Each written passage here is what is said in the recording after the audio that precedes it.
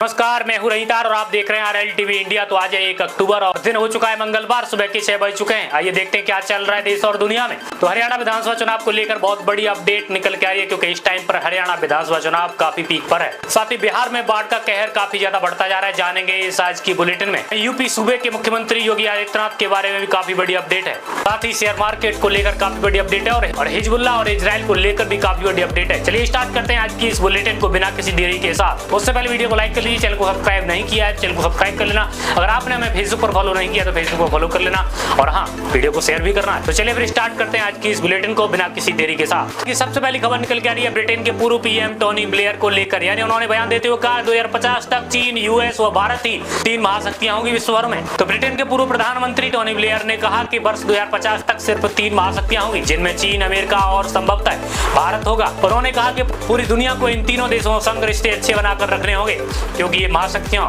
सब कुछ तय करने वाली हैं। उन्होंने कहा कि आज की दुनिया पहले की दुनिया से काफी अलग है। वैसे भारत के लिए बहुत बड़ी खुशखबरी। आप लोग क्या कहना चाहते हो इसके बारे में जरूर कमेंट बॉक्स में बताना। अगली खबर आ रही है विदेश के रक्षा मंत्री राजनाथ सिंह को लेकर। उन्होंने बयान देते हुए कहा कि आप 125 साल जिए, खड़गे के पीएम मोदी को सत्ता से हटाए बगैर नहीं मरूंगा। इस प्रकार के बयान को लेकर राजनाथ सिंह ने कमिटमेंट दिया है अपना। जम्मू कश्मीर में एक रैली को संबोधित करते दौरान रविवार को तबियत बिगड़ने के बाद कांग्रेस अध्यक्ष मल्लिकार्जुन खड़गे ने कहा था कि बिना प्रधानमंत्री नरेंद्र मोदी को कुर्सी से उतारे वो मरने वाले नहीं है। और इसको लेकर रक्षा मंत्री राजनाथ सिंह ने कहा है परमात्मा आपको 125 वर्ष की आयु तक जीवित रखे, बाकी हमारे प्रधानमंत्री मोदी जी बने रहेंगे। अगली खबर आई मणिपुर से, यानी मणिपुर में हिंसा प्रभावित क्षेत्रों में 6 महीने के लिए बढ़ाया गया अफस्पा का प्रभाव। हिंसा प्रभावित मणिपुर में 19 पुलिस स्टेशनों के क्षेत्र को छोड़कर शेष भाग में सशस्त्र बल सेवा विशेष शक्तियां अधिनियम AFSP को 6 महीने के लिए बढ़ा दिया गया है। और गृह आयुक्त N अशोक कुमार ने इसको लेकर अधिसूचना जारी की है और अशांत क्षेत्रों में सार्वजनिक व्यवस्था बनाए रखने के लिए सशस्त्र की विशेष अधिकार से प्रदान करता है।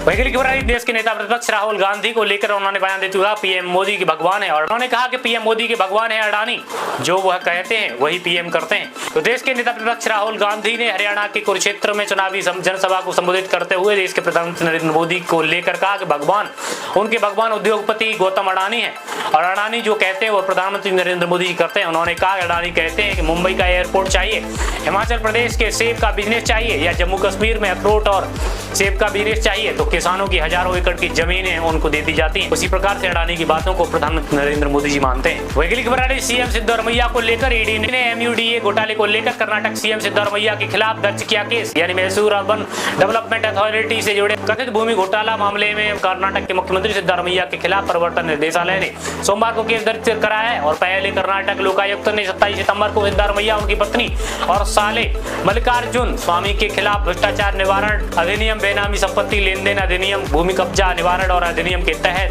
FIR दर्ज की थी। अगली खबर है रिलायंस के शेयर को लेकर, यानी रॉकेट की रफ्तार से भाग रहा है रिलायंस पावर का शेयर, और 9 दिनों में आया 55% का उछाल।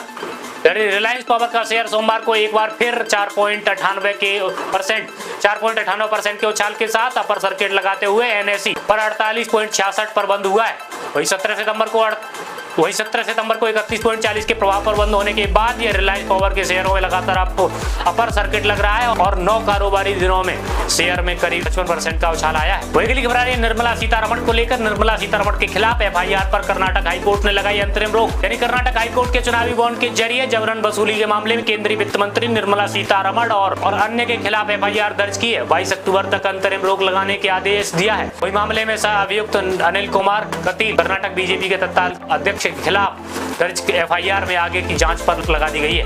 उत्तर प्रदेश से। उत्तर प्रदेश के भदोही में हनुमान मंदिर के 75 वर्षीय पुजारी की गला रेत कर की गई हत्या। भदोही उत्तर प्रदेश के प्राचीन हनुमान मंदिर के 75 वर्षीय पुजारी की धारदार हथियार के साथ गला रेत कर हत्या की जाने का मामला सामने आया। और ASP तेजवीर सिंह ने बताया कि सोमवार सुबह कुछ लोग जब मंदिर की पूजा करने गए तो पुजारी को ना देखकर मंदिर परिसर की स्थिति उनके कमरे में जाकर देखा तो उनकी लाश पड़ी मिली थी। अगली खबर आ रही है हिजबुल्लाह को लेकर। हिजबुल्लाह के ऑफिस पहुंचे ईरान के राष्ट्रपति पेजेशकियान नसरल्लाह को दी श्रद्धांजलि, यानी ईरानी न्यूज एजेंसी इरना के मुताबिक राष्ट्रपति मसूद पेजेशकियान सोमवार को तेहरान स्थित हिजबुल्लाह मूवमेंट ऑफिस पहुंचे और राष्ट्रपति पेजेशकियान ने हिजबुल्लाह प्रमुख हसन नसरल्लाह के मारे जाने के बाद उन्हें श्रद्धांजलि दी। और गौरतलब रिपोर्ट के मुताबिक लेबनान के बेरूत में हिजबुल्लाह के केंद्रीय मुख्यालय पर इजराइल द्वारा शनिवार तड़के किए गए हमले में हसन नसरुल्लाह की मौत हो गई थी। वहीं इजराइल डिफेंस फोर्सेज ने बताया कि इजराइल द्वारा सोमवार तड़के दक्षिणी लेबनान स्थित अल-बाक शरणार्थी शिविर पर किए गए हवाई हमले में हमास के लेबनान शाखा का प्रमुख कमांडर फतेह शेरिफ अपनी पत्नी और बच्चों के साथ मारा गया।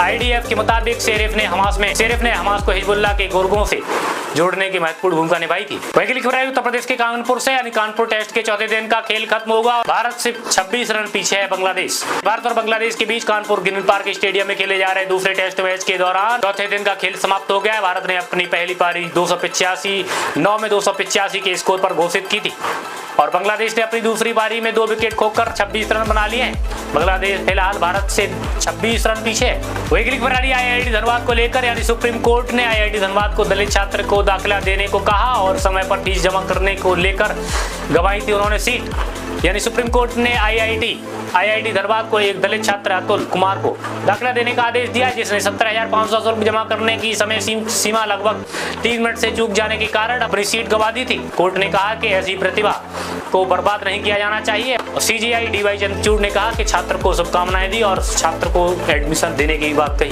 वही खबर है बांग्लादेश से, बांग्लादेश के पूर्व कप्तान तमीम इकबाल ने कहा कि शीर्ष पर बैठे लोगों के पास स्पष्ट योजना होनी चाहिए कि वे क्या हासिल करना चाहते हैं। उन्होंने कहा कि अपना जितना हो सके क्रिकेट टीम यानी रोहित शर्मा और विराट कोहली की तारीफ कर सकते हैं, लेकिन अगर BCCI इतना मजबूत नहीं होता तो टीम इंडिया इतना कुछ हासिल नहीं कर पाती। वही खबर आ रही है हिजबुल्लाह चीफ के मारे जाने के बाद महबूबा मुफ्ती ने बयान देते हुए कहा कि हिटलर के बाद नेतन्याहू सबसे बड़े आतंकी हैं।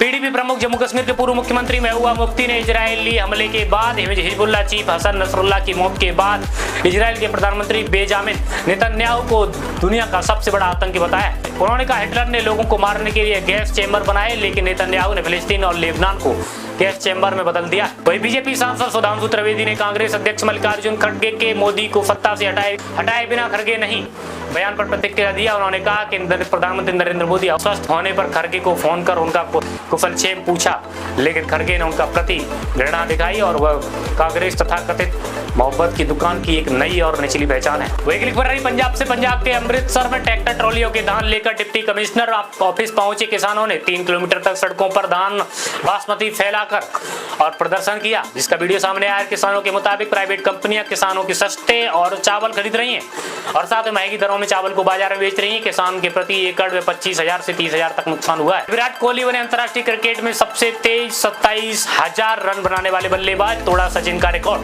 यानी कानपुर में बांग्लादेश के खिलाफ दूसरे टेस्ट मैच के दौरान विराट कोहली अंतर्राष्ट्रीय क्रिकेट में सबसे तेज 27,000 रन बनाने वाले बल्लेबाज बन चुके हैं और इसके बाद उन्होंने क्रिकेट लेजेंड सचिन तेंदुलकर को पीछे छोड़ दिया। सचिन ने 623 पारियों में 27,000 अंतर्राष्ट्रीय रन बनाए थे और कोहली ने 594वीं पारी में यह मुकाम हासिल किया है। वही खबर आई कर्नाटक से, कर्नाटक की 113 वर्षीय महिला ने 80 वर्षों में लगाए 8,000 से अधिक पेड़। यानी कर्नाटक की 113 वर्षीय महिला सालुमर्दा थिमक्का ने 80 वर्षों में 8,000 से अधिक पेड़ लगाए। उन्होंने पहले साल 10 पेड़ लगाने के साथ शुरुआत की थी और थिमक्का को मदर ऑफ ट्री के नाम से जाना जाता है। 2019 में उन्होंने हाईवे के खड़ीकरण को रोका और 70 वर्ष पुराने पेड़ों को काटने से बचाया था। वही खबर आ रही CBI से, CBI ने अलग अलग राज्यों में कार्रवाई करते हुए 26 साइबर अपराधियों को किया अरेस्ट। यानी धोखाधड़ी का शिकार बनाने से जुड़ी गतिविधियों से शामिल होने वाले आरोप और अलग अलग राज्यों में 26 साइबर अधिकारियों को गिरफ्तार किया है। अधिकारियों के मुताबिक ऑपरेशन चक्र 3 के तहत पिछले गुरुवार को देर रात पुणे, महाराष्ट्र, हैदराबाद, तेलंगाना और साथ में अहमदाबाद और विशाखापट्टनम, आंध्र प्रदेश में